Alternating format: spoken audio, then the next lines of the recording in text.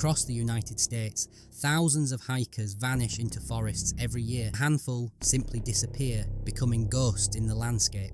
On the morning of August 3rd, 2025, a 69-year-old hiker named Thomas Casey stepped out of his hotel near Juneau. He would never be seen alive again. So what happened? What series of seemingly small decisions led this man to such a tragic and lonely end? And more importantly, what can we learn from the last choices Thomas Casey ever made? Thomas Casey's story is a tragedy built upon four critical, compounding errors.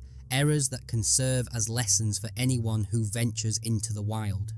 First, no shared plan. A simple, detailed text message could have changed everything. A message like, starting the Thunder Nugget loop, should be back by 6 p.m, would have triggered an alarm that very evening. A search could have begun while he was likely still alive, huddled in the crevasse with his headlamp flashing. Not sharing his specific plan cost him more than a day of potential search time. Second, underestimating Alaska. Thomas was an experienced hiker, but his experience was primarily on the hot, dry trails of Arizona. He tragically misjudged the brutal and fast-changing nature of Alaskan weather. His desert kit, minimal water and a light jacket, was no match for the bone-chilling, persistent rain. In the wild, your gear must match the worst-case scenario of your environment, not the best. Third, going ultralight. Not underprepared, he chose to leave behind 3 items that, combined, weighed less than a single bottle of Gatorade. And most critically, his 3.5-ounce Garmin InReach mini satellite communicator